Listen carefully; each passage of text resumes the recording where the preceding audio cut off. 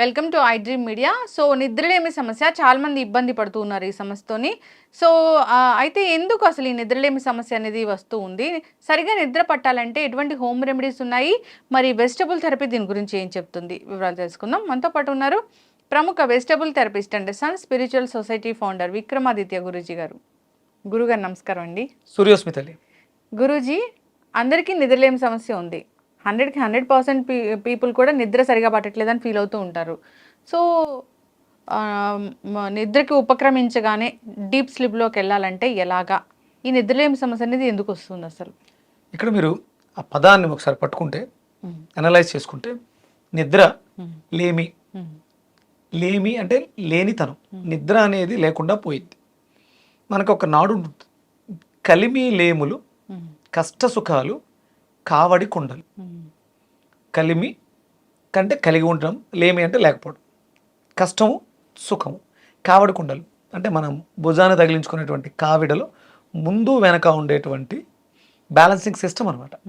ఇక్కడ నిద్ర అనేది ఇప్పుడు అంటే ప్రతి మనిషికి కూడా, అంటే ప్రతి మనిషికి కాదు, యావత్ ప్రపంచంలో సృష్టిలోని సమస్త జీవరాశికి అనుకుందాం, జీవం ఉన్న ప్రతిదానికి కూడా ఈ నిద్ర అనేది ఉపశమనాన్ని ఇస్తుంది.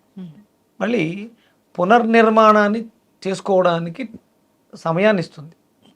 అంటే నిద్ర దానికి అవసరం. మన శరీరంలో ఉన్నటువంటి వ్యాధి నిరోధక వ్యవస్థ పనిచేసి మనకు ఉన్నటువంటి శరీరంలో ఉన్నటువంటి వ్యర్థాలని విసర్జించడానికి కావలసినటువంటి ఏర్పాట్లు చేసుకుంటూ ఉంటాం. ఇప్పుడు ఆఫీస్ ఉందమ్మా, ఎన్ని గంటలకు చేస్తారు? 10 గంటలకి. ఈవినింగ్ ఎన్ని గంటలకి? 6 కల్లా క్లోజ్. 6 తర్వాత ఎవరు ఉండరు ఇక్కడ. మార్నింగ్ మీకంటే ముందు వచ్చేవాళ్ళు ఉంటారు. ఎందుకు వస్తారు వాళ్ళు? శుభ్రం చేసుకోవడానికి, నీట్ చేయడానికి, ఎక్కడెక్కడ సర్దడానికి. అంటే ఒక వ్యవస్థ పనిచేస్తుంది మన శరీరంలో. ఈ వ్యవస్థకు సంబంధించి ఒక సిస్టమ్ ఉంటుంది. అంటే మన శరీరంలో ప్రతిదానికి సంబంధించి ఒక వ్యవస్థ, దానికి ఒక సిస్టమ్ ఉంది. అంటే ఇక్కడ 24 గంటలు పనిచేసేయటం, 24 గంటలు పనిచేసేయటం, పని మీద విపరీతమైనటువంటి ఒత్తిడి, పని మీదే ఎక్కువ ఆపేక్ష. అంటే శ్రద్ధ అనుకుంటే మళ్ళీ పని మీద చాలా శ్రద్ధ. మా వాడు ఎక్కడ నిద్రపోకుండా కూడా పని చేసేస్తున్నాడు. అంటే శ్రద్ధ పని మీద ఉంది, శరీరం మీద లేదుగా. ఇది బాగుంటే ఏమైనా చేయగలుగుతాం. అంటే శ్రద్ధ ఉంది, అది పని మీద ఉంది. అశ్రద్ధ దీని మీద ఉంది. లేమి ఉంది, అంటే లేమి అంటే కష్టం, లేనితనము. ధనము లేని వాడు ధనం కోసం ఆలోచిస్తూ నిద్రపోతాడు. సమస్యలతో ఉన్నవాడు హాయిగా ఎలా నిద్రపోతాడు? లేమి అంటే అక్కడ ఏదో లోటు ఉంది, దాన్ని ఎలా పరిష్కరించుకోవాలని ఆలోచిస్తూ నిద్రపోతాడు. ఇక విపరీతంగా తినేయటం ద్వారా, అతిగా తినేయటం ద్వారా, ఇప్పుడు ఇక్కడ ఎక్కువ మంది జనం ఉన్నారమ్మా, ఎక్కువ వర్క్ చేసేస్తున్నారు, శుభ్రం చేసుకోవడానికి అవకాశం ఉండదు, పనులు పని చేయలేరుగా. అలా అంటే అవసరానికి మించి ఉన్నప్పుడు జరగాల్సినటువంటి కార్యక్రమాలు జరగట్లేదు కాబట్టి ఇబ్బంది పడిపోతున్నాం. అవసరానికి మించి తినేస్తున్నాం, అవసరానికి మించి చూసేస్తున్నాం, అవసరానికి మించి ఆలోచించేస్తున్నాం. దీనివల్లే ప్రధానంగా యువత ఎక్కువ ఇబ్బంది పడుతుంది. ఈ ఇన్సోమేనియా. ఈ ఇన్సోమేనియా ఒక్కటే అనుకుంటే నో ప్రాబ్లం, కానీ దీని తర్వాత చాలా కాంప్లికేషన్స్ వస్తాయి. నిద్రలేమి సమస్య వల్ల అనారోగ్య సమస్యలు చాలానే ఉంటాయి. అంటే ఈ నిద్ర అనేది జరగకపోతే నీ శరీరంలో రీఛార్జ్ లేకపోతే రిపేర్స్ ఇవేమీ జరగవు. అంటే నెమ్మదిగా, అంటే నీకు ఓపిక ఉన్నంత వరకు చాలా వరకు మేనేజ్ చేసేస్తుంది. ఎంత మేనేజ్ చేస్తుంది అంటే 1 గంట ధ్యానం చేస్తే 8 గంటలకు సరిపడా నిద్రతో మేనేజ్ చేసేస్తుంది. అంత అంత కెపాసిటీ ఉంది శరీరానికి.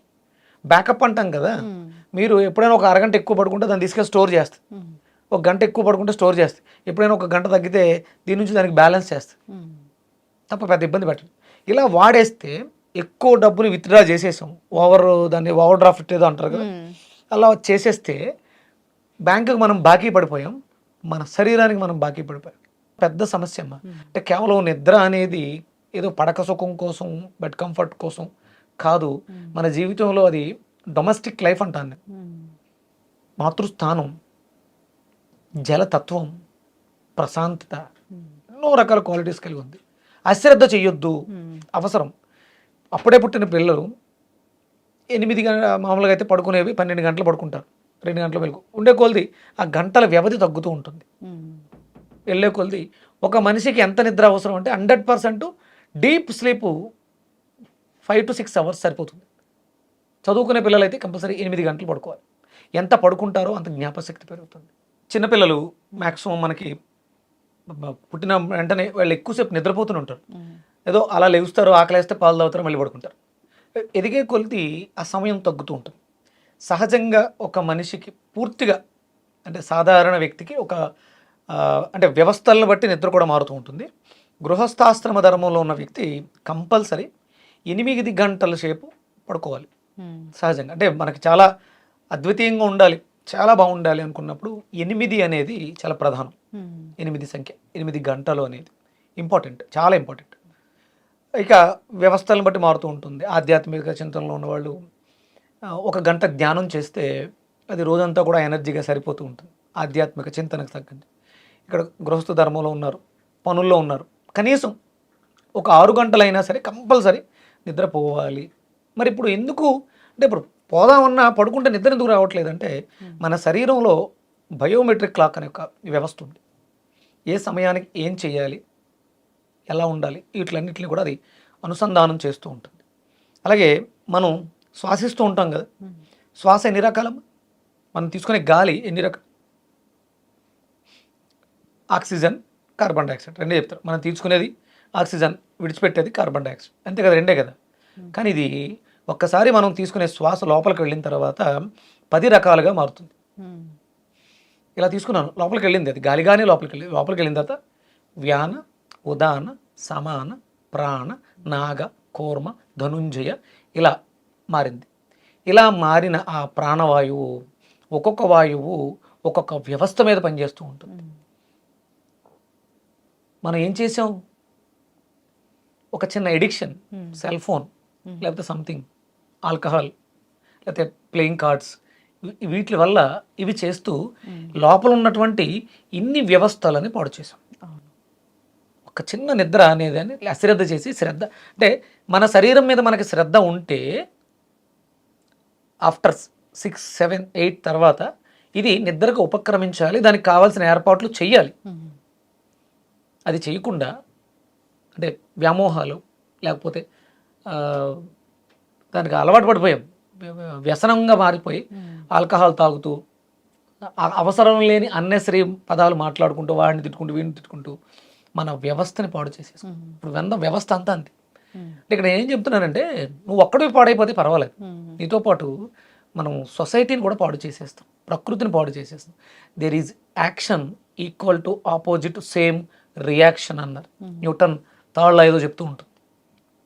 మనం అంటే నీ ఇంట్లో నువ్వు ఒక్కడో ఏదో కూర్చొని చేసుకుంటూ ఉంటే దాని ప్రభావం నీ ఇంట్లో ఉన్న పిల్లలకి వీళ్ళందరికీ ఎలా అయితే వ్యక్తం అవుతుందో ఇది చాలా వరకు పాడు చేస్తుంది.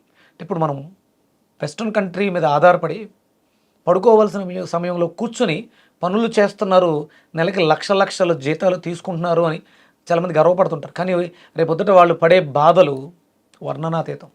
ఎందుకంటే వాళ్ళకి ఫ్రీడమ్ లేదు. వాడు అక్కడ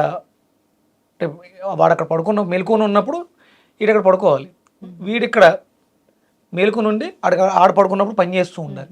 రివర్స్ కదా వెస్ట్రన్ కంట్రీస్కి.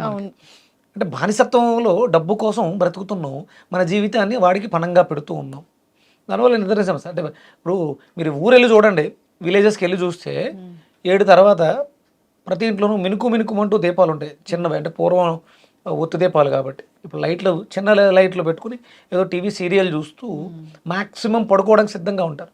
ఒక 8, 9 అయితే టీవీలు కూడా కట్టేసి హాయిగా మంచి నిద్రలోకి వెళ్తారు. ఊరంతా కూడా ప్రశాంతంగా ఉంటుంది. ప్రకృతిలో ఎక్కడ కూడా పెద్దగా సంచారం ఏమీ జరగదు, ఒక మనిషి తప్ప. అభివృద్ధి చెందాము అని చెప్పి సిటీస్లో అర్ధరాత్రులు తిరుగుతూ మీకు మిడ్-నైట్ బిర్యానీలని ఇయ్యని ఓపెన్ చేసి జీవితాన్ని సర్వనాశనం చేసుకుంటారు. ఈ మధ్యకాలంలో వింటున్నారు కదా, ఏంటి క్యాన్సర్, హార్ట్ అటాక్. ఏంటి కారణం? మన శరీరంలో ఉన్నటువంటి బయోమెట్రిక్ క్లాక్ని మనం పాడు చేయటం. ఈ చెడిపోయిన వాయువులు, వ్యానవాయువు, ఉదాన వాయువు, సమాన వాయువు, ఈ వాయువులు చెడిపోవడం వల్ల గుండె, ఊపిరితిత్తులు, కిడ్నీలు, లివరు, కళ్ళు, చెవులు ఇవన్నీ కూడా పాడైపోతాయి. అంటే నిద్ర ఎంత అవసరం అర్థం చేసుకోండి. ఒక నిద్ర పోయిందంటే ఫస్ట్ సిమ్టమ్ అది. ఇది రేపొద్దుట లోపలికి తీసుకెళ్ళి చాలా రకాలు చెప్తూ ఉంటుంది.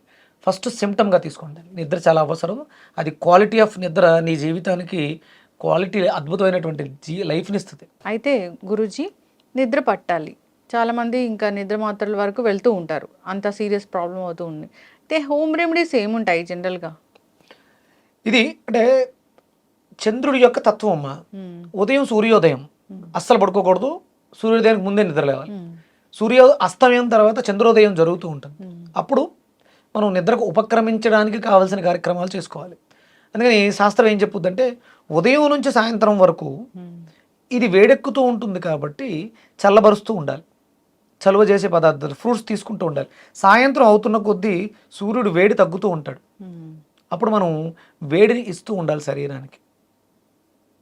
అంటే దీనికి విరుద్ధంగా చేస్తున్నాం మనం. ఉదయం అంతా కూడా మనం ఆ ఫ్రిడ్జ్లో పెట్టినటువంటి జ్యూసెస్ ఇవి తీసుకుంటూ ఉంటాం. చాలామంది సాయంత్రం మాటలు ఫ్రూట్ జ్యూసెస్ అయ్యి తాగి ఉంటారు. ఇంతకుముందు తాగినప్పుడు ఎప్పుడైంది లేదు, ఆ కొన్ని రోజుల తర్వాత ఇబ్బంది స్టార్ట్ అవుతుంది. సాయంత్రం కంపల్సరీ భారతీయ అంటే మనం ఇక్కడ భారతదేశంలో ఉన్నాం కాబట్టి పాలు శ్రేష్టము నిద్రకి. చంద్రుడు మనస్కారకుడు కాబట్టి పాలకి చంద్రుడికి సంబంధాన్ని పెట్టారు కాబట్టి కంపల్సరీ మనం పాలు తీసుకోవడం అనేది నిద్రకి చాలా వరకు శ్రేయస్కరం.